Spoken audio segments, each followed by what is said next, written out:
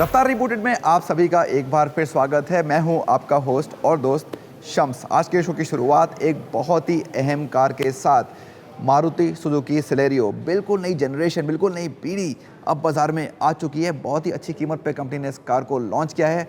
आइए आज सबसे पहले इस शो पे डालते हैं नज़र बिल्कुल नई सिलेरियो पे। मारुति सुजुकी सिलेरियो की बिल्कुल नई जनरेशन अब बाजार में लॉन्च हो चुकी है और कार में काफ़ी कुछ बदला है, चाहे डिज़ाइन हो या फीचर्स या फिर तकनीक, इसमें बहुत कुछ नया है। तो सबसे पहले नज़र डालते हैं नए सिलेरियो के चेहरे पे और ये पूरी तरह से बदल गया है। कार में आपको पहले से ज़्यादा कर्व्स मिलेंगे, ज़्यादा अच्छे दिखने में। लगता है कि एक मुस्कान लेके अपने साथ आई है। तो बिल्कुल नई ग्रिल है, आप देखें ये क्रोम स्लैट है, हॉरिजॉन्टल ये नई हेडलैम्प्स हैं, काफ़ी बढ़िया है साइज़ में। ओवरऑल डिज़ाइन काफ़ी अपीलिंग है। बम्पर का भी नीचे भी आप जाएंगे तो काफ़ी अच्छा डिज़ाइन है। ये ब्लैक और ब्लू का कॉम्बिनेशन बहुत अच्छा है।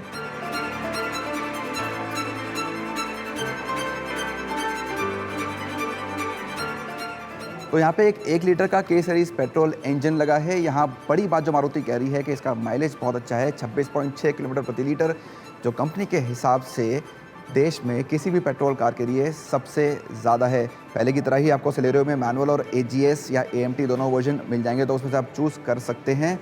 और ऑफ कोर्स इंजन के आंकड़े भी ऐसे हैं कि आपको मिलेगा 65 ब्रेक हॉर्स पावर और साथ में 89 newton metre of peak torque. हम आ गए हैं कार के कैबिन के अंदर और सेगमेंट के हिसाब से काफ़ी अच्छा कैबिन मुझे लगा। ये काफ़ी कर्व्स यहाँ पे हैं पहले से ज़्यादा, तो बाहर के साथ काफ़ी अच्छा मैच करता है एक्सटीरियर लुक्स के साथ। अंदर भी एक फीचर्स के मामले में आपको ये कार निराश नहीं करेगी। मुझे ये इंस्ट्रूमेंट क्लस्टर अच्छा लगा, काफ़ी बड़ा एक एनालॉग डायल है और साथ में एक छोटी गोल स्क्रीन है, वो काफ़ी इन्फॉर्मेशन देती है, वो अच्छी चीज़ है। स्टीयरिंग व्हील पे कंट्रोल्स हैं, टिल्ट भी है, तो आप इसको अपने हिसाब से एडजस्ट कर सकते हैं, वो अच्छा है। एक बड़ी हाईलाइट है ये 7 इंच का टच स्क्रीन इंफोटेनमेंट सिस्टम, जिसको कहते हैं स्मार्ट प्ले स्टूडियो। मारुति की कार्स में हम इसको देख चुके हैं, इसमें नेविगेशन भी है, तो ये काम की चीज़ है। अर्गोनॉमिकली एक मिक्स बैग है, स्टोरेज स्पेस अच्छे हैं दरवाज़ों में, सीट्स के बीच में, लेकिन ये पावर विंडो के स्विचेस आपको थोड़े से अटपटे लग सकते हैं। इनकी प्लेसमेंट्स, फ्रंट पावर विंडो आपको ये टच स्क्रीन के नीचे बटन मिलेगा और पीछे की पावर विंडोज़ के जो बटन हैं ये दोनों सीट्स के बीच में यहाँ हैंड ब्रेक के पास दिए गए हैं। यहाँ पे अगर हम स्पेस की बात करें सेकंड रो पे, तो ये बहुत अच्छा नहीं है लेकिन बहुत बुरा भी नहीं है। सेगमेंट के हिसाब से मुझे ठीक लगा। फ्रंट पैसेंजर सीट के पीछे आपको ये एक बैक पॉकेट मिल जाएगी, जो ड्राइवर सीट के पीछे नहीं है। टायर सपोर्ट ठीक है और बेहतर हो सकता था, लेकिन इससे ज़्यादा कोई शिकायत नहीं है। जो सीट का एंगल है वो मुझे अच्छा लगा, लेकिन अगर गाड़ी में आगे और पीछे एडजस्टेबल हेडरेस्ट होते तो बहुत बढ़िया होता। फाइनली जो मिडिल पैसेंजर है उसको एक लैप बेल्ट मिलेगी और बाकी 2 पैसेंजर्स को 3 पॉइंट सीट बेल्ट मिल जाएंगी।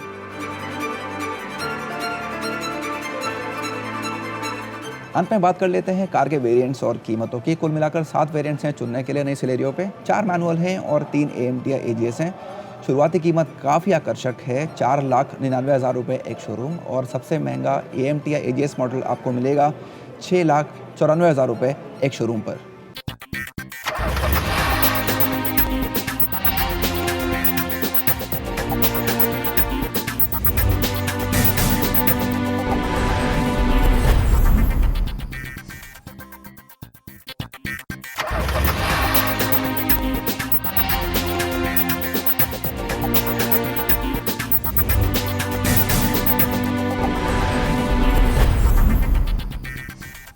ब्रेक के बाद आप सभी का एक बार फिर स्वागत है रफ्तार रीबूटेड पे। और अब बात एक और बिल्कुल नई कार की जो बहुत ज़्यादा मार्केट में पॉपुलर हो चुकी है। इसका नाम है महिंद्रा XUV 700 और अब हमारे पास इसके ग्लोबल एनकैप के क्रैश टेस्ट के नतीजे आ चुके हैं और ये काफ़ी चौंकाने वाले हैं। आइए देखते हैं।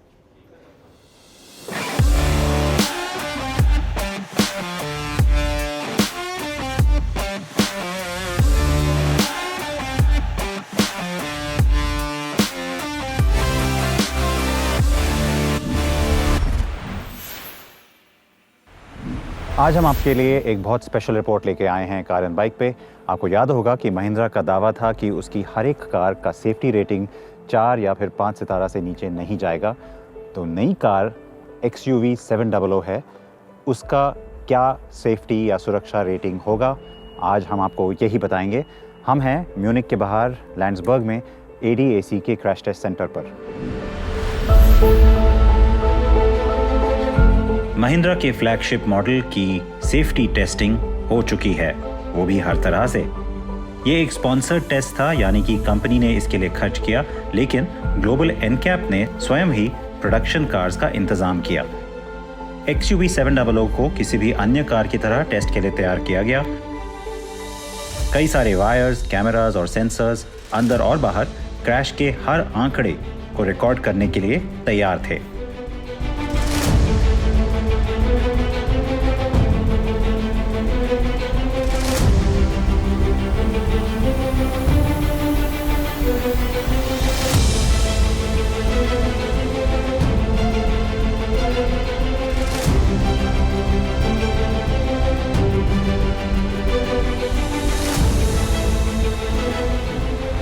जो कार का सेटअप होना ज़रूरी होता है टेस्ट से पहले, ताकि पूरी तरह से उसका एनालिसिस किया जा सकता है, वो स्टेप अब पूरी तरह से कंप्लीट हो चुका है। यानी कि अब सिर्फ एक दो चीज़ें बाकी हैं और उसके बाद हम देख पाएंगे कि इस कार का जो फ्रंटल ऑफसेट टेस्ट है वो किस तरह से होता है और फिर उसका रिजल्ट क्या है।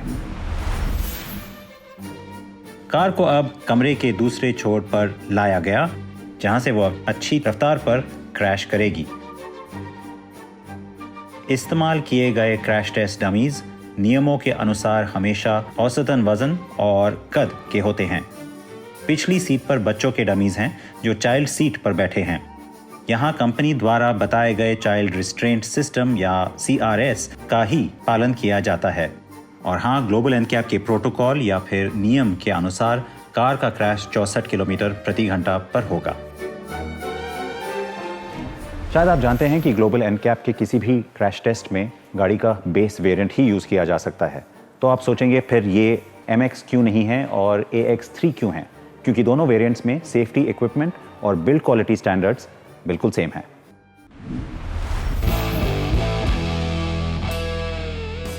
लगभग सारी तैयारी करने के बाद इंजीनियर्स ने डमीज पर कलर कोडेड गीला पेंट लगाया उनके शरीर के कुछ अहम हिस्सों पर। इससे ये आसानी से पता चलेगा कि शरीर का कोई भाग कार के कैबिन या इक्विपमेंट से लगा है या नहीं क्रैश के दौरान। तो अब समय था एक और मेड इन इंडिया कार के क्रैश टेस्ट का।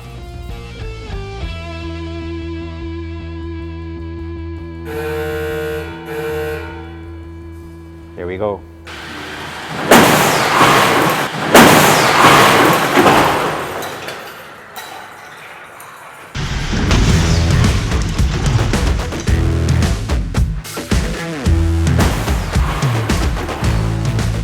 इस तरह का टेस्ट करने में महीने लग जाते हैं। कार को ट्रांसपोर्ट करने में हफ्ते लग जाते हैं और फिर उसके बाद तैयारी में लगते हैं कुछ दिन।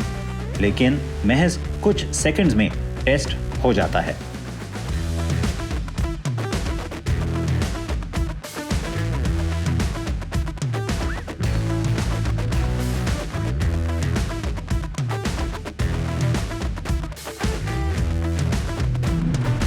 तो क्रैश हो चुका है और अभी सिर्फ इनिशियल एनालिसिस हम आपको दे सकते हैं, क्योंकि जो एक्चुअल रिजल्ट है उसको आने में काफ़ी टाइम लगता है। क्यों?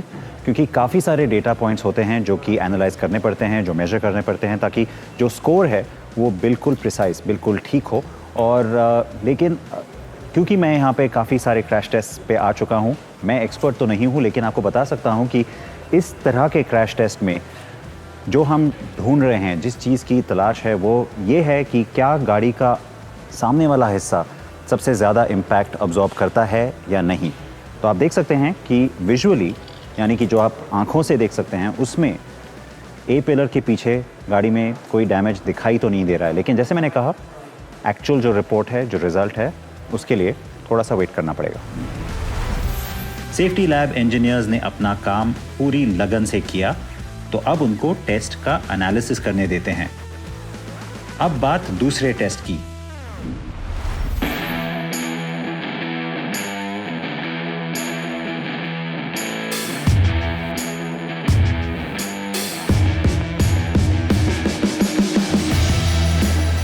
और ये होना था साइड से। एक बार फिर तैयारी लंबी चली, क्योंकि सब कुछ ठीक से होना था। मौजूदा ग्लोबल एनकैप प्रोटोकॉल, जो कि भारतीय कारों के लिए है, उसमें साइड इम्पैक्ट टेस्टिंग वैसे तो ज़रूरी नहीं है, लेकिन अगर आप 5 सितारा या 5 स्टार रेटिंग चाहते हैं तो इसके बिना वो नहीं मिल सकता।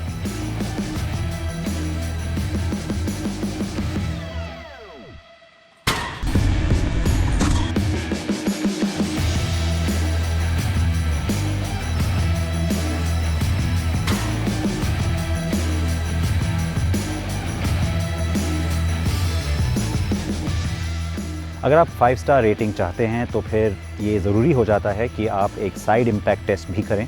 इसलिए XUV 700 पे एक साइड इम्पैक्ट प्रोटेक्शन टेस्ट भी करा था और अभी खैर आप देख सकते हैं कि जिस तरह का इम्पैक्ट रहा है उस हिसाब से डैमेज उतना नहीं है। ये भी देखना होता है कि एक्सीडेंट के दौरान या फिर क्रैश के दौरान क्या गाड़ी के दरवाजे अपने आप खुल जाते हैं, ताकि एक जो एडिड प्रोटेक्शन लेयर रहता है ताकि अंदर के ऑक्यूपेंट्स बाहर ना आएँ एक्सीडेंट के दौरान। तो ये भी एक अच्छा साइन है। तो लग रहा है कि ये जो नया प्लेटफॉर्म महिंद्रा ने डेवलप किया है वो इस हिसाब से भी काफ़ी सोच इसमें गई है कि साइड इम्पैक्ट प्रोटेक्शन उतना ही ज़रूरी हो जितना कि फ्रंटल या रियर कोलिजन।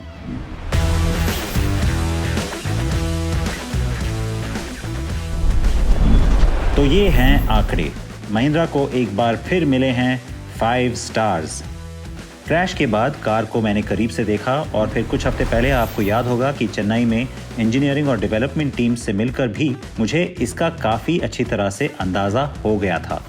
XUV 700 को अडल्ट ऑक्यूपेंट या फिर बड़ों की सुरक्षा के लिए 17 में से 16.03 अंक मिले, जिसने कि इस कार को 5 स्टार रेटिंग में भी काफ़ी ऊपर ला दिया। कार के बॉडी शेल को भी स्थिर रेटिंग मिली है, यानी कि स्टेबल, और डमीज को भी चोट लगने के मामले में कम या खराब स्कोर बिल्कुल नहीं मिले। XUV 700 ने बच्चों की सेफ्टी में भी 4 सितारा या 4 स्टार्स आराम से हासिल किए। किसी भी भारत में बनी कार के लिए ये सबसे ऊंचा स्कोर है अब तक। 49 में से 41.66 अंकों ने दिखाया कि इस कार में बच्चे भी सुरक्षित रहेंगे।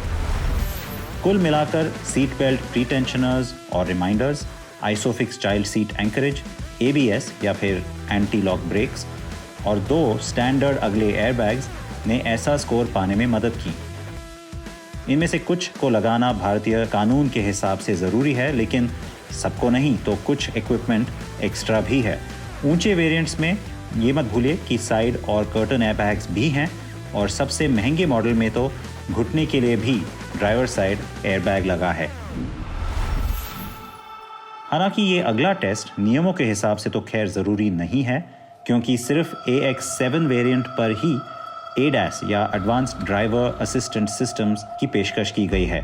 लेकिन ग्लोबल एनकैप ने कार पर ऑटोमेटिक इमरजेंसी ब्रेकिंग या AEB को परखा और इसलिए टॉप वेरिएंट के ADAS सिस्टम्स का लैंड्सबर्ग के पास पेंजिंग एयरबेस पर एक टेस्ट हुआ। हमें ये बताते हुए खुशी हो रही है कि XUV 700 ने इस टेस्ट में भी शानदार सफलता हासिल की।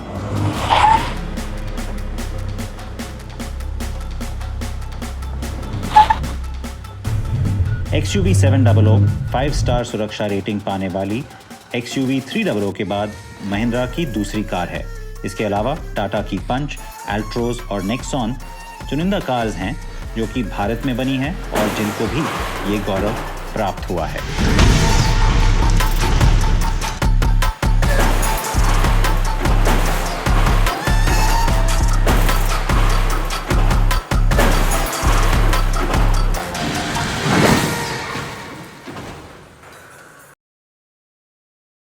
तो ये था इस हफ्ते का रफ्तार रिबूटेड। कैसा लगा आपको हमारा आज का शो, हमें ज़रूर बताइए। ट्विटर पे हमारा हैंडल है कार एंड बाइक हिंदी।